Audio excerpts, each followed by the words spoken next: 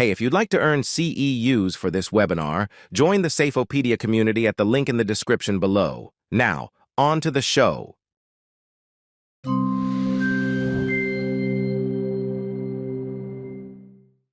Hello, everyone, and welcome back to another Safeopedia webinar. My name is Samantha from Safeopedia, and at Safeopedia, it is our mission to support you, the EH&S professionals, operational folks, and any safety-minded individuals with free safety information, tools, and education. I want to extend a huge thank you to all of you for attending today and keeping our workplaces safe. Just a reminder, this is being recorded, so we'll send out a link to the recording to everyone in a few days. And if Honeywell has any extra assets that they want to send to you, they will also be in that email. So today we are proud to present Right Fit, Right Protection. And again, this is brought to you by Honeywell, a preferred manufacturer member of 80 Safety Network. 80, together we win. Today we are with Bob Wengren and Brian Lieberman, and the fall protection team is going to help you address the issues you face in the construction industry, as well as to help you ensure you have the right fit to not only do your job safely, but comfortably. So I'm very excited to have the team walk you through everything today. With that, Brian, Bob, let's jump into it. Thanks, Samantha. My name is Bob Wengren. I am the Miller Fall Protection Rep. You can see that on the screen. With me is Brian Lieberman. He's the Senior Customer Marketing Specialist for Head, Eye, and Face. And today we are going to cover proper fitting PPE in construction. So Brian, next slide. So the reason that this topic is important is because on January of this year, OSHA made a change to the construction standard, specifically regarding the importance of your PPE fitting properly. So the part that I'm going to cover is specifically your harness, your options, your sizing, your accessories, and how to choose the right harness, option, sizing to fit what you're doing. And also choosing the proper self-retracting device. That's important because depending on what the job site requires, it's important to know what the differences are and to choose the right one. So Brian, next slide, please.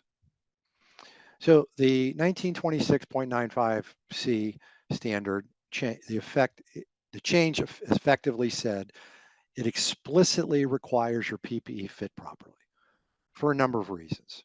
If you don't, you can, if your eyewear is not fitting right, you can get things in your eyes. With fall protection, specifically, if it doesn't fit properly, you could get seriously injured or even possibly killed. And one of the things that sparked this is through an OSHA survey, they noted that 41% of the women that they surveyed that were in construction indicated that their PPE didn't fit properly. So keep that in mind as we move forward. Next slide, Brian. So as you know, there's a lot of harness options out there. So as far as choosing the proper harness, one of the things I always make sure people understand is one size doesn't fit all, not only from a person standpoint, but from an application standpoint. So the two harnesses that you see on the left side of the screen, those are more of a cost-effective option. So if you're hiring people from a union hall, you're really most times people will get a basic low-cost option because it's really hard to justify handing a $200 harness to a person that you may never see them or it again. The middle range is kind of our workhorses, the Air Core, the H500. Those are a more feature-rich, more comfortable harness. And then the higher end ones, the Revolution and the H700, have even more features and more comfort to them. There's also a couple different relief step options for trauma relief. Next slide, Brian. Now I mentioned women in the initial one. A lot of people aren't aware of the fact that there is a harness that Miller offers. It's called the Miss Miller harness that's designed specifically for women. Next slide, Brian. So why did we do that? It's not some marketing gimmick. There is a specific reason for it. Specifically, if you look at that harness and you see how it's kind of beefed up through the pelvic region, that's because a woman's pelvis is heavier than a man's. That's just basic anatomy. So if a woman was wearing a traditional style harness and she wasn't wearing it exactly right, there's enough fall force there that she could literally dislocate her hip or fracture her pelvis. This is designed to spread the forces out throughout the pelvic region. In fact, when you put it on the ground like you put on a pair of pants and you pull it up and then you flip the shoulders over. It also moves the chest, the shoulder straps away to give you more options as far as the chest strap alignment. Also, it is rated from as low as a 90-pound worker to a 420-pound worker, and the sizes go from double extra small to double extra L. Next slide, Brian. Now, when you pick a harness, there are different options as far as leg buckles and shoulder buckle adjustments. So a couple things that I always like to point out. If your plan is that you're going to share the harnesses, I would only recommend that you use a tongue buckle leg. The reason is if a smaller person puts the harness on after a larger person had it on and the buckles buckle, if it's hanging off of them way too loose, they're going to go to work anyways. They are just realistically not going to take the time to readjust the harness. The tongue buckle leg option forces you at minimum to adjust your legs right. If the harnesses are going to be issued to people individually, the quick connect is great because it's like the seatbelt in your car. So once you've adjusted it for you, you literally put it on 3 clicks and you're working. The mating buckle operates the same way. It's just not as user friendly as the quick connect. Now, as far as the shoulder adjustments go, again, the friction buckle is a little more labor intensive to adjust it. The cam buckle is literally a one finger operation. You just pull the straps up, it tightens it, you pull the tab down, you loosen it. So again, depending on what you're doing, if you're issuing it individually or sharing it, you need to take into consideration the types of not only leg buckles, but shoulder adjustments as well. Next slide, Brian. So sizing. So I mentioned earlier, the harnesses actually go from 90 pounds up to 420 pounds. Harness sizing is based more on your height than your weight. So just because you wear a double extra large shirt does not mean you need a 2X, 3X harness. It's based more on your height. So you can see the chart on the right. So you may have someone that's 7 foot tall that weighs 200 pounds, and you might also have somebody that's 6 foot tall that weighs 350. Well, the 7 foot tall person needs a bigger harness because his torso is longer. So you got to take that into account. Now, I also have a note here that 85% of the people wear the universal range. As you can see, that is the biggest range. Many times people have asked me, can you come out and size all our people?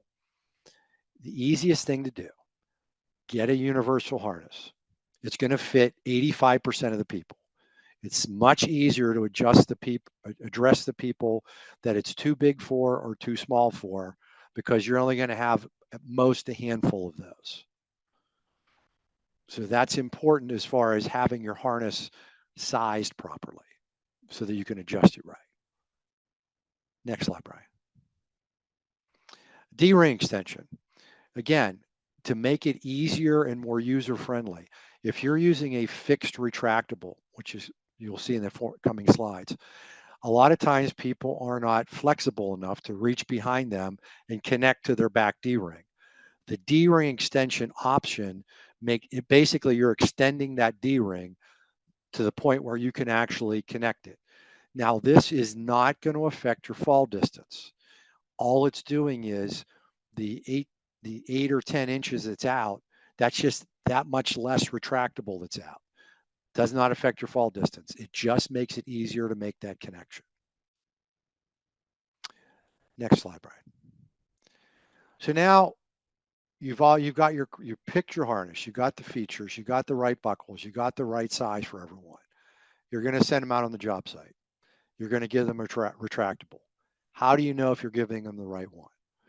Well, this slide is showing you the top row shows all of our legacy offering. Now, you can imagine, you can see it's the different colors. It looks like the fruit salad. Depending on when they were introduced, some were rated 300 310-pound person, some were 400. They were all over the map. There was an ANSI standard change that went into effect nearly 2 years ago that required different testing and the different label changes. So because we had to touch everything anyways, we took that opportunity to re-platform the entire product offering. So if you notice below, everything, the color scheme's the same.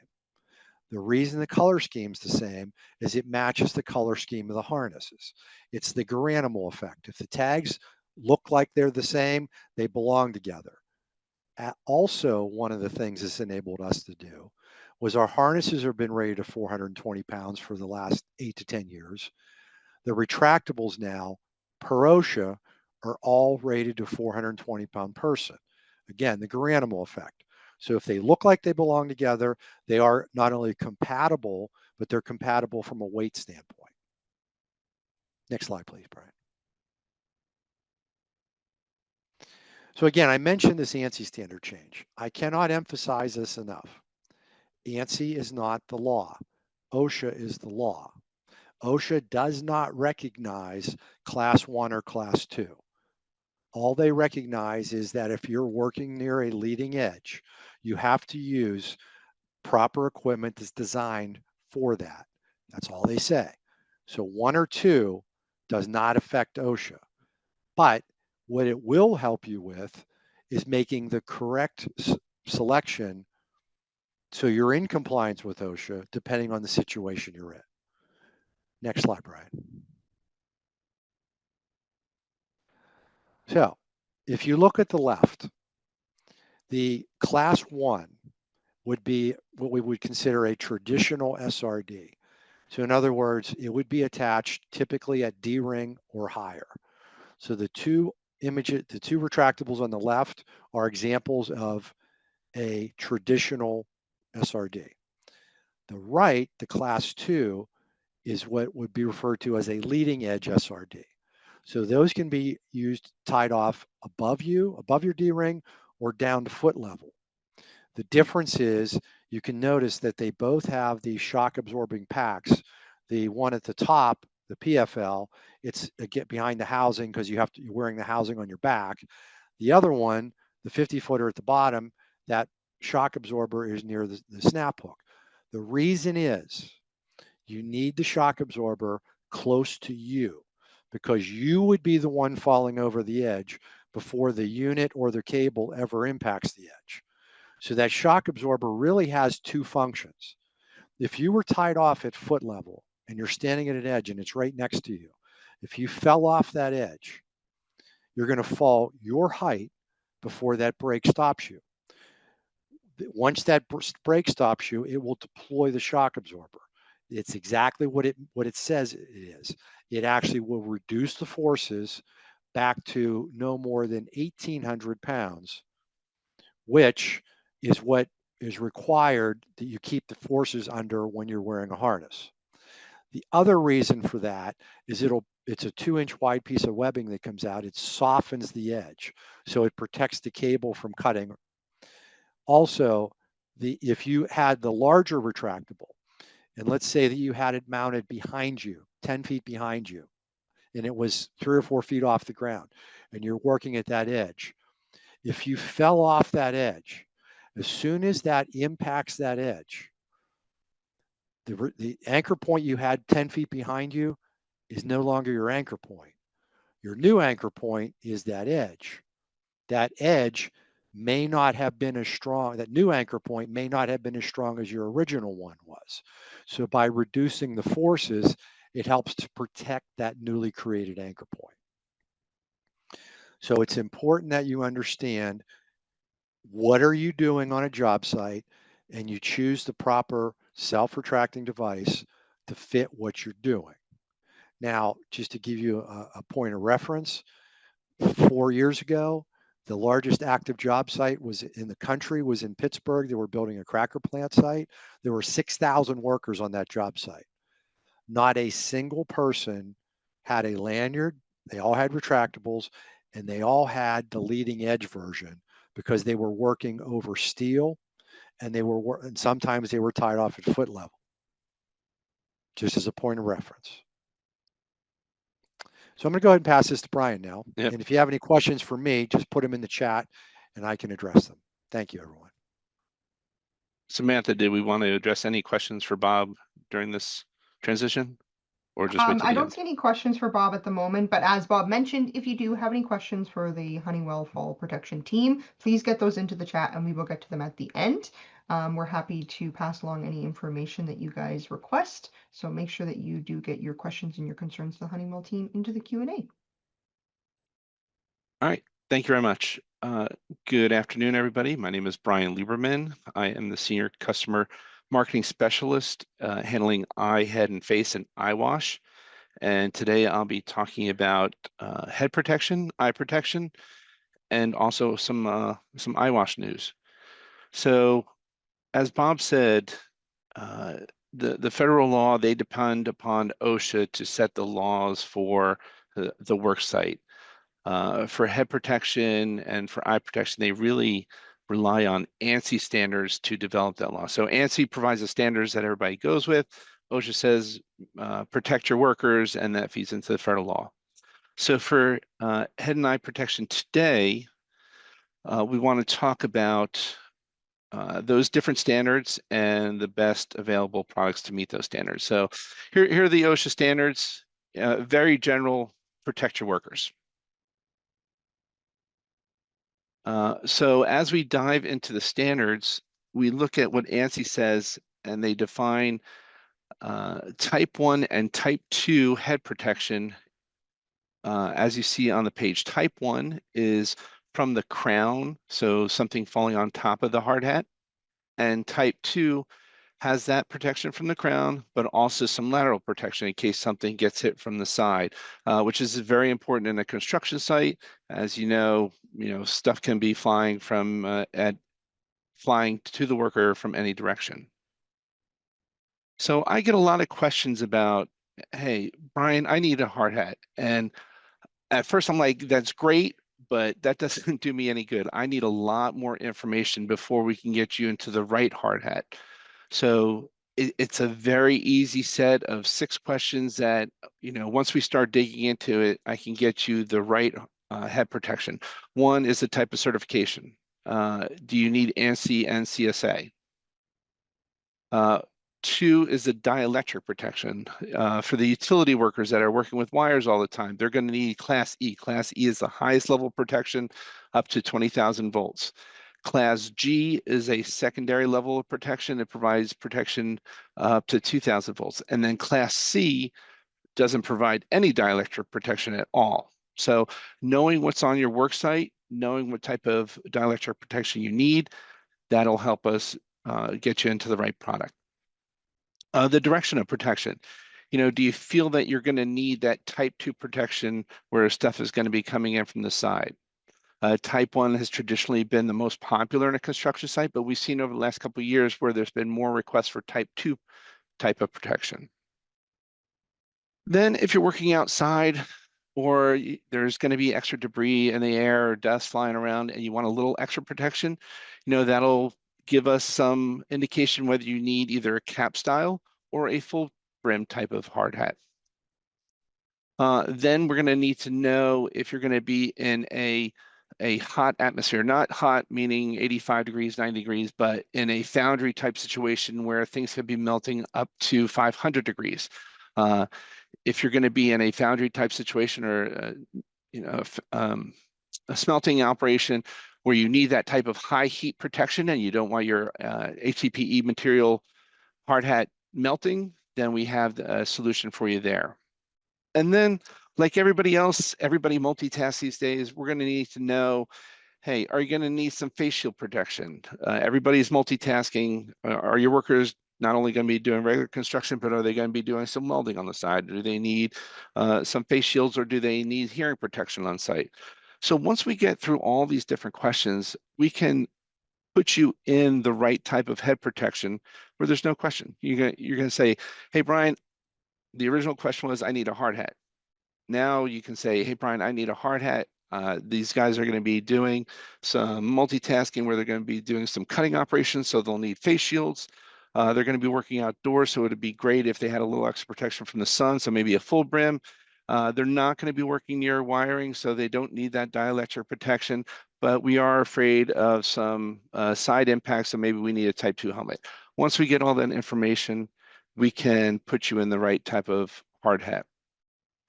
And just so our portfolio is very expansive and handles all these type of situations. The P2 that we have, it's a fiberglass blend. It is specifically made for those foundry type of situations where there's a high heat work environment. The rest of the hard hats that you see on the screen, the E2, N10, N20, and NSB, those are all made from HDPE materials.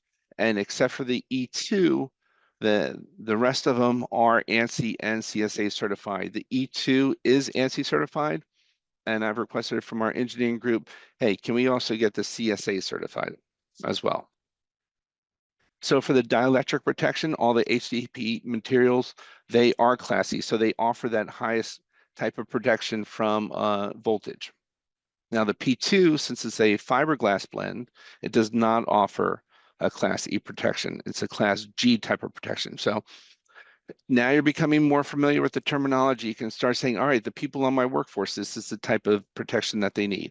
And then everything that you see on the screen offers that Type 1 impact from the crown protection.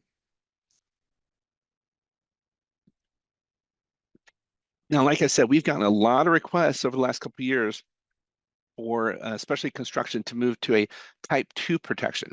Now, we did have a climbing style helmet come out a couple years ago, but based upon the feedback that we got from the field, the direction was, hey, we need the technology to protect our workers a little bit better. So last year we came out with the the climbing style helmet with the no brim that you see on the left there, the red style helmet. It is a Type 2 protection, and it also offers Class E protection, the non-vented helmets. If it's a vented option, then it's Class G. It takes one step down. And this year, we're coming out with the climbing style helmet in a full brim version. Both of these helmets are ANSI and CSA certified, which is huge, especially since everything that we do is focused towards USNC. The Type 2 protection, how we do that is a inner lining foam that you see towards the middle page there, that offers that lateral protection in case of a side impact. So we're really excited about these options. We have some inventory of this right now. The tariff situation that everybody's dealing with puts everything in a little bit of flux mode. But if you're interested in this type of climbing style helmet, one, it's very stylish. Two, it offers that Type 2 protection. Three, it offers that Class E dielectric protection, and we have both the short brim and the full brim version. If you want more information about these, I'll be glad to provide it. Like Samantha said, ask your questions or get in touch with us afterwards, and we'll be glad to talk more about it. The other big announcement that we had was we're adding to our Avatar Plus line of protection eyewear. We just came out with our OTG version, over the glass. This is a style that we borrowed from our European family. It just looked more stylish than the one we came out with originally. And if I could go back on camera here, I'll show you. There I am. So I wear reading glasses. I can't do anything close up without them. And this is our new Avatar OTG, the one that you see on your screen there. And it just fits very comfortably over my glasses. It also offers that side protection that I need. These are also going to be ANSI and CSA certified. So anybody in US and Canada, I think this is a very stylish option for those that need the over glass protection. So this is going to be filling out our eyewear, the Avatar Plus line. We call it Plus just because we have the specs, we have the goggles, and now we have a very stylish OTG. They do have replaceable lens tints along with our Genesis line, where you could, if something happens to the lens, or if you need to change it out to an amber lens or a gray lens, Those are also available. And then we'll be coming up with the readers that you see at the bottom of the page there. And the last thing I want to talk about, which I always mention every webinar that I do, eye wash, because accidents happen. You know, we make our PPE comfortable. All the hard hats that I showed you, the climbing style helmet is very comfortable because what we want to do is make sure that people are wearing their protection at all times. If you take off your hard hat because it's applying a little bit too much pressure, you're opening up your workers for an accident. If you're taking off your eyewear because it's pinching your nose or it's irritating behind your ear, you're opening yourselves up to some injuries to the eye. But we do understand accidents happen. They just do. So we want to make sure that everybody's aware of having a mandatory OSHA required primary eye wash systems on site. You may say, hey, well, how do I get these stations onto a construction work site? You know, there's no walls hanging on. We provide options such as stands and carts. Our PureFlow 1000 is our most popular option. It meets the ANSI requirements for a primary eye wash station, which is basically, 15-minute flow simultaneously through both eyes, and it takes less than 1 second to activate. For those of you who already have the PureFlow, you say, yeah, but it's a long lead time to get them. We are increasing our capacity. We just increased it by 33% on a monthly basis. So we are working through our backlog and making our lead times a little bit more attractive to end users because we know the importance of having eye wash on site. And then our bottle line is a secondary eye wash system. It doesn't meet ANSI standards for primary eye wash systems, but the guys that you see working on the 8th floor and 10th floor or 20th floor of buildings, they're not going to be dragging the PureFlow everywhere. So just in case something happens, we have eye wash bottles for those throughout the website or work site. So overall, the importance items, I just want to reiterate. One, PPE, it's mandatory for all work sites. We try to make it comfortable so it always stays on your head or on your eyes. We don't want people taking off their PPE because that'll be the time that accidents happen. We don't want that. We also offer a full line of CSA and ANSI certified PPE for all workers. And the more questions you can ask from your end users or the workers on your sites of what exactly do you need, the better we can provide a more detailed list of the PPE available for you. Perfect. Well, Bob, Brian, that was a ton of information in such a short period of time. Now is the opportunity for everyone to get their questions or their comments, concerns into the Honeywell team. They're going to make sure to keep you safe and protected. I think one of the most common questions is, where are some resources for us? Where can we go to get more information so that we can bring it to the job site, so that we can bring it to our C-suite, so that we can encourage safety and comfortability on our job site? Bob, do you want to handle that one or you want me to? You can. Okay, so most of the time I would say go to the Honeywell website. We have all this information. We have brochures, we have data sheets, we have marketing collateral. But as everybody may be aware, we're transitioning into PIP. So the best resource right now would be to contact us directly. We'll get you that information as quickly as possible. Okay, great. And what are some of the most common concerns or questions that people have when they're coming to you for these head protection and the other stuff that we covered today? So for Well, me, go ahead, go ahead, Bob. Brian. Okay, well, with fall protection, it's it's primarily, what would I recommend they do for their situation that they're in? And it would be a matter of, well, how many D-rings I need in the harness? What are they doing? What's the best harness? Choosing the proper SRD, even anchor points, just other options, maybe out of the box, handrail, that sort of thing. So a lot of it is if they're stuck and they just don't know what to do, they'll reach out. And for me, I'll answer that in two parts. For eye protection, most of the questions are, well, I have a face shield on. Do I really need eye protection? Yes. The eyewear is a primary eye protection safety requirement. Face shields are a secondary eye protection. So please always stress, even underneath face shields, wear eye protection. For our hard hats and now our climbing style helmets, one of the key questions is, can it be logoed? And the answer is yes. We provide in-house pad printing logos for all our hard hats. We're going to have the same for our climbing style helmets later this year, probably end of Q3, if everything works out well. But people want to show off their brand, want to show off the company logo. Logoing is available for all our hard hats right now and our climbing style helmets coming later this year.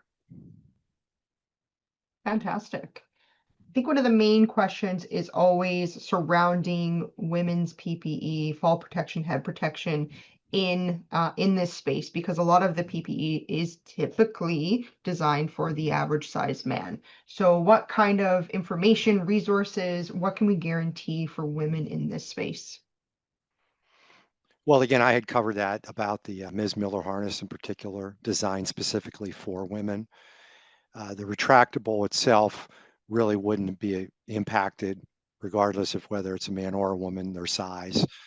But again, the information can be found primarily reaching out to us, as Brian mentioned earlier.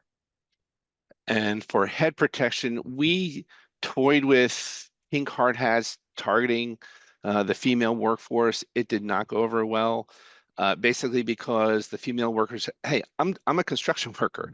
I'm not a female worker. I'm just a construction worker. So the best option at this point is like an N10 or N20 hard hat. This is an N10 that I have in my hand.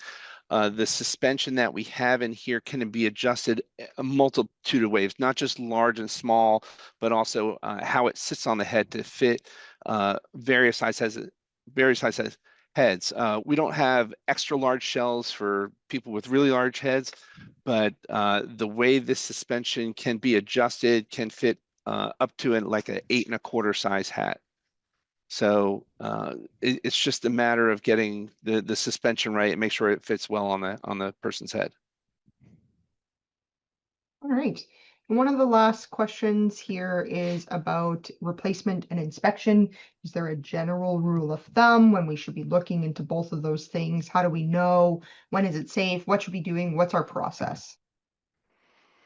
So for fall protection, it's required by OSHA to do a visual inspection of your equipment prior to you using it as the user. So for your harness in particular, you're looking for cuts, frays, burns, tears, that sort of thing. If you pick a harness up and it looks like Swiss cheese because weld splatter's been falling on it, don't wear it. If it's got a little hard spot on it, nothing's broken, you can't see through, it's fine. Make sure the buckles buckle. Make sure the D-rings aren't cracked, corroded. Sometimes, especially with construction workers, you see harnesses that are kind of faded, kind of chalky looking. The reason for that is UV light, sunlight. UV light over time will break down the strength of nylon webbing. So when it starts to get faded, chalky looking, at that point, it has lost 60% of its original strength. So what I explain to people is, even though I'm telling you you're supposed to look at this each time you put it on, I know and they're not going to do it. Well, I just got it yesterday. It's fine. There's a formal inspection 3 months from now. They'll look at it then. So knowing that you're not looking at this all the time, if there's any doubt in your mind whether or not you should wear it, it's bad because you're not looking at it. And we have a catchphrase: when in doubt, throw it out. If it's bad, get rid of it. And, you think about, like with Brian's stuff, if you had safety glasses and they got all scratched up, you wouldn't think about throwing them away and replacing them. If you had earplugs and they start getting all funky, you wouldn't think anything about throwing them away and replacing them. Why would you treat this any differently? The reason you don't want to treat this any differently is because, sorry, Brian, but neither one of those two things can save your life. A harness can. So that's what you want to look for. It's common sense things that you want to look for, and you're required to do it prior to each time you put it on as the user of the equipment. And I would say exactly the same thing for head protection. You want a daily inspection of your hard hat, not just the outside, but you want to check the inside as well to make sure that there's no cracking. or no undue wear and tear or severe abrasions. That's a daily inspection that must go on with your hard hat before you put it on. Because if there's a crack in it, you may not see it from the outside, you'll see it from the inside. That hard hat loses the protection that you're expecting in case of an impact event. Now, the general guidelines that we have for other parts is the suspension. Since a worker is putting it on every day, we would request that it be changed out every year, replace your suspension every year. And then for the shell itself, we would recommend replacing it every 5 years. Now, if there is an impact event, then the hard hat should be replaced immediately. I think there tends to be a slippery slope of complacency when it comes to PPE or inspecting our PPE. Because like you said, Bob, well, I used it the other day, or there's an inspection coming up. So we skip that process. So I'd encourage everybody on the line here and tell your friends, tell your colleagues, tell your coworkers, it takes a few moments. Inspect your equipment. It will save your life. Mhm. All right, guys, that looks like Completely it's agree. it for questions today. So I want to give you an opportunity to throw it back to you. Is there anything you want our audience to keep top of mind, take away from today so that they can be safe and comfortable in their workplace? So one thing that I'd like to add in closing is that you're not using fall protection because it's a company policy or a job site policy. You're not using it because it's an OSHA standard. You're not using it to make your job a hassle, life miserable, or slow you down. All things I've heard numerous times. There's only one reason why you're using this. So that when you go to work at the beginning of your day, you're going to go home to your family at the end of that day. It's to protect the entire workforce in the United States from the second leading cause of fatalities all of us face every day when we leave our home to go to work behind only auto accidents. And it's been that way for the last 15 plus years of record keeping. And in construction, it is the number one cause of death. That's why you're using it. You know, when you use earplugs, eye wash, lockout, tag out, machine guarding, I'll never downplay any PPE equipment. It's all extremely important. What I would tell you is more people die every year from falls than from not using all of the other PPE equipment combined. And it's not even close. So just keep that in mind. That's why you're using it. There's no other reason why you're using it. And I completely agree that the job that we come in to do every day is to make sure that the workers that you have on your sites go home safely. That's our focus every day. So that's why I continually talk about making sure that people have the right PPE in hand, protecting the head, protecting the eyes. We want your workers to go home safely every day. Absolutely. Couldn't have said it better myself. Well, Bob, Brian, I want to give you guys a huge shout out. Excellent presentation. Kathy says it was clear, it was concise, it was thorough. So thank you very much for that. And again, I want to thank AD Safety Network for allowing you to be here today and the Honeywell team for letting you be here today. We always love that you keep our workplaces safe. So thanks again, everybody. Take care, stay safe, and please check your equipment. Bye, everyone. Thanks, everyone. Have a Thank you good very day. much.